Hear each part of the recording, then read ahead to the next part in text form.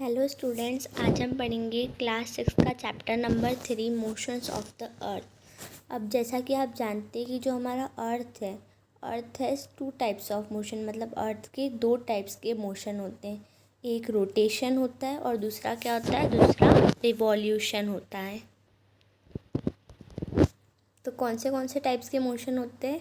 Two types के motion होते हैं, एक रोटेशन, दूसरा रिवॉल्यूशन। रोटेशन क्या होता है? अब ये जो हमारी अर्थ की एक्सिस रहती है, तो एक्सिस जो रहती है, हमारी एक्सिस पे जब अर्थ मूवमेंट करता है, घूमता है ऐसे ऐसे करके, तो वो रोटेशन कहलाता है। लेकिन अगर जो हमारा अर्थ, जब ये मान लीजिए हमारी अर्थ है और ये हमारा सन है, अब अर्थ सन के आसपास ऐसे घूमेगी तो ये क्या कहलाएगा? ये हमारा रिवॉल्यूशन कहलाएगा। तो रोटेशन मतलब अर्थ का उसकी एक्सिस पे मूवमेंट, और रिवॉल्यूशन मतलब earth movement of earth around the sun in a fixed path is called revolution. The axis of the earth, अब जो हमारे अर्थ की एक्सिस है वो एक इमेजिनरी लाइन है, कोई ऐसी लाइन नहीं जो हम देख सकते, बस हमने इमेजिन कर ली एक लाइन है। तो जो वो लाइन है ना, वो एंगल बनाती है 66.5 डिग्री का, जिसको हम 66.5 डिग्री का उसकी ऑर्बिटल प्लेन पे। The plane formed by the orbit is known as orbital plane.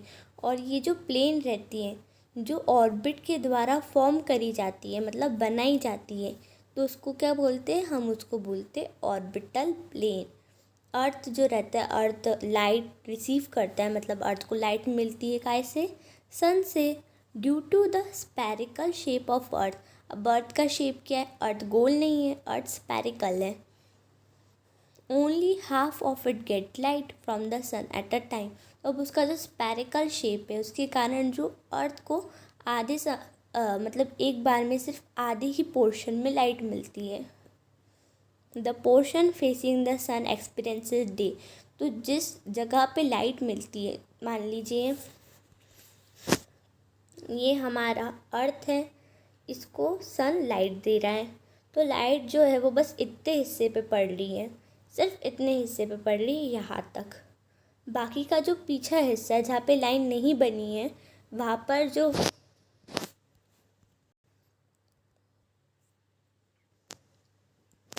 अब क्या है, अर्थ के कितने हिस्से को, ये देखिए, ये हमारा क्या है? सन है, ये हमारा अर्थ है। अब अर्थ के इतने हिस्से को लाइट मिल रही है, बाकी जहाँ पे मैंने डबल लाइन नहीं करी ना, वहाँ पे लाइट नहीं मिल रही है। तो जहाँ पे ये इतने हिस्से में लाइट मिल रही है, यहाँ पे क्या हो रही है? सुबह। सुबह क्यों हो रही है? क्योंकि सन यहाँ पे उजाला दे रहा है, उजाला दे रहा है तो सुबह हो रही है। वही इस साइड अंधेरा हो रहा है। क्यों अंधेरा? मतलब रात हो रही है, क्योंकि यहाँ पे उजाला नहीं आ पा रहा है।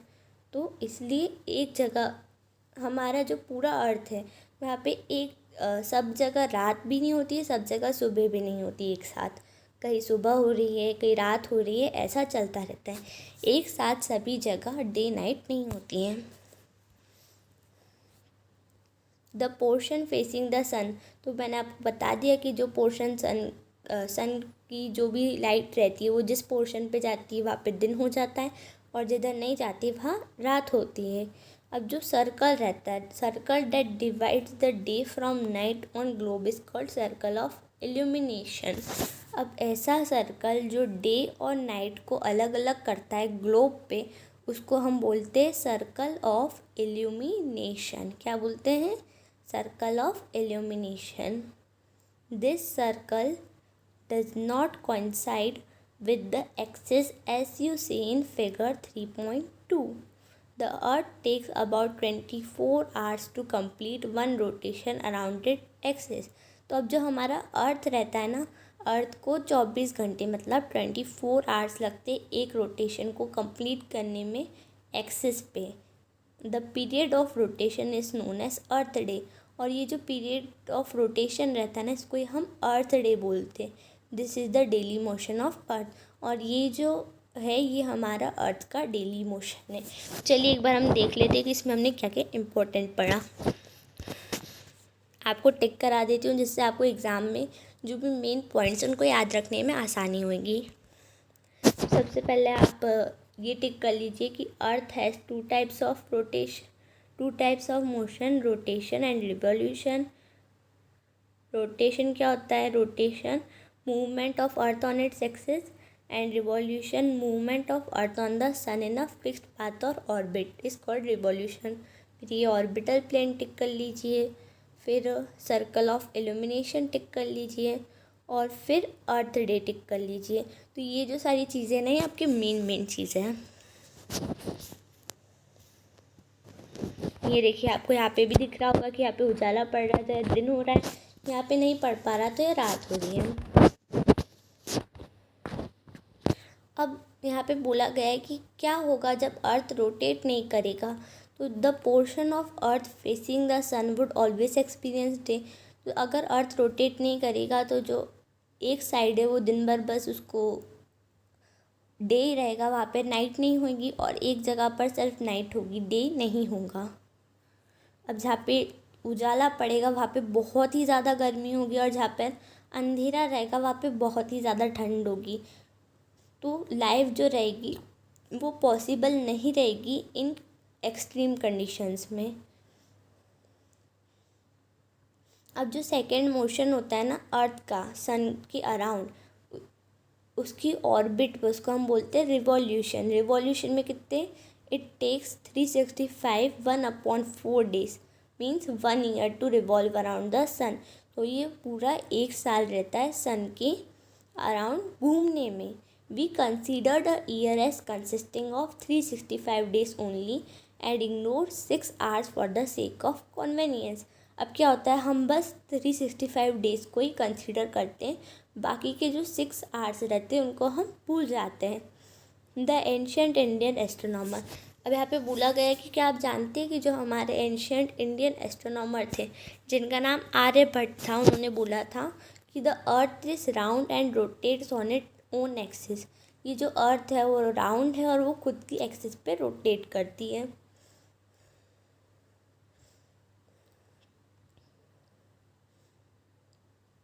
अब जो हर साल के 6 घंटे रहते हैं वो ऐड कर लिए जाते हैं, और 6 घंटे ऐड करके 6 4 क्या होता है, 6 4 24 होता है।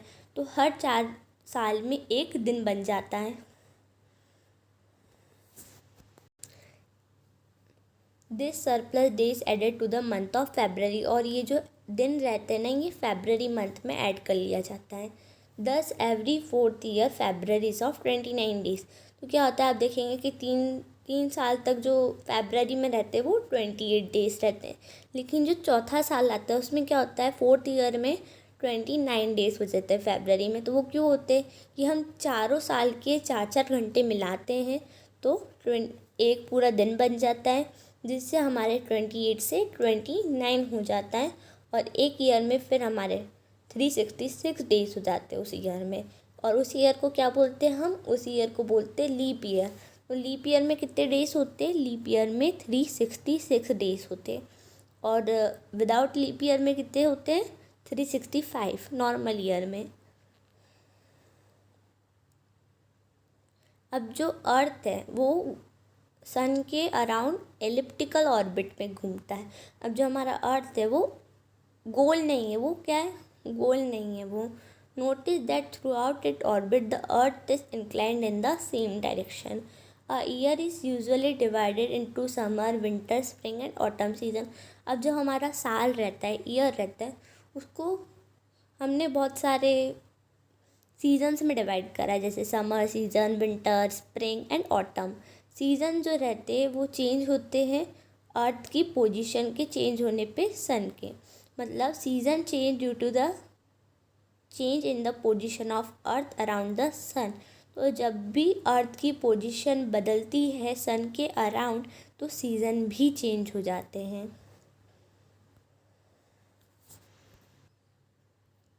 अब आप फिगर 3.3 पे देखिए, ये हमारा फिगर 3.3 है। अब इसमें क्या बोला है? इसमें हमें बोला है you will see date on 21 June the northern hemisphere is tilted towards the sun. तो जो 21 जून है, आप देख सकते हैं यहाँ पे, ये इधर आपको 21 जून दिखेगी। तो 21 जून पे जो सन है वो थोड़ा टिल्टेड हो गया, मतलब सन के टूवर्ड्स टिल्ट हो गया है। The rays of the sun fall directly on the tropic of cancer. और जो रेस है सन की जो किरणें हैं वो डायरेक्टली ट्रॉपिक ऑफ कैंसर पे जाके फॉल हो रही है। और इसका रिज़ल्ट क्या होगा? इसका रिज़ल्ट होगा जिस भी एरिया पे वो हो रहा है वहाँ पे बहुत ही ज़्यादा गर्मी पड़ेगी। The area near the pole receive less heat as the ray of the sun are slanting. और जो पोल्स के नियर एरिया है वहाँ पे कम हीट जाएगी क्योंकि जो रे है सन की वो स्लैंट हो रही है। नॉर्थ पोल जो है is incline toward the sun. अब जो नॉर्थ पोल जो है वो सन के टूवर्ड्स इंक्लाइंड है and places beyond the arctic circle. वो आर्कटिक सर्कल के पास प्लेस है जिससे वो एक्सपीरियंस करेगा continuous day light for about 6 month. Since a large portion of northern hemisphere is getting light from the sun, it is summer in the region north of the equator. North hemisphere का side में क्या होगा? बहुत ही गर्मी पड़ेगी। The longest day and the shortest night at this place occur in 21 जून। तो longest day सबसे बड़ा दिन होगा और सबसे छोटी रात होगी इस प्लेस पे जो 21 जून को ऑकर होगा। और इस समय पे साउदर्न हेमिस्फीयर में उल्टा होगा, वहाँ पे ठंड पड़ेगी। नॉर्थन हेमिस्फीयर में गर्मी पड़ेगी तो साउदर्न में ठंड पड़ेगी। नाइट्स जो रहेगी उसमें बड़ी रहेगी और दिन जो रहेंगे छोटे रहेंगे। नॉर्दर्न में क्या होगा? नॉर्दर्न में हमारे दिन बड़े रहेंगे और रात छोटी रहेगी। और साउथर्न में क्या होगा? साउथर्न में हमारे दिन छोटे होंगे, रात बड़ी होगी। और ये पोजीशन जो रहती है ना अर्थ की, इसको हम बोलते हैं समर सोल्स्टिस। अब 22 दिसंबर को ट्रॉपिक ऑफ कैप्रिकॉर्न जो रहता है वो डायरेक्ट रेस रिसीव करता है सन से, मतलब उस पर डायरेक्ट किरणें पड़ती है सन की as the south pole tilt towards it. क्यों? क्योंकि जो साउथ पोल रहता है वो थोड़ा टिल्ट हो जाता है उसकी तरफ। अब जो सन रेस रहती है वो वर्टिकली फॉल करती है ट्रॉपिक ऑफ कैप्रिकॉर्न पे 23 डिग्री पे। A larger portion of the southern hemisphere gets light, जिससे जो बहुत ही ज़्यादा पोर्शन रहता है सदर्न हेमिस्फीयर का उसको लाइट मिलती है। और उधर बहुत ही ज़्यादा गर्मी रहती है और गर्मी के साथ साथ वहाँ के दिन बड़े और रात छोटी हो जाती है। और नॉर्दर्न हेमिस्फीयर में उल्टा होता है, उस समय वहाँ पे ठंड पड़ती है और रात बड़ी और दिन छोटे हो जाते हैं। तो ये जो पोजीशन होती है अर्थ की, इसको क्या कहते हैं? Winter solstice. अब क्या आप जानते हैं कि क्रिसमस सेलिब्रेट क्यों करा जाता है ऑस्ट्रेलिया में समर सीज़न में? अब हमारे यहाँ तो क्या करते हैं? विंटर सीज़न में करते हैं 25 दिसंबर में जब बहुत ठंड पड़ती है, लेकिन उनके यहाँ गर्मी में करा जाता है। On 21st March and September 23rd, direct rays of sun fall on equator. 21 मार्च और सितंबर 23 को डायरेक्ट किरणें पड़ती है सन की इक्वेटर पे। At this position neither of the pole is tilted towards sun, जिसके कारण कोई सी भी पोल टिल्ट नहीं करती सन की तरफ। क्यों?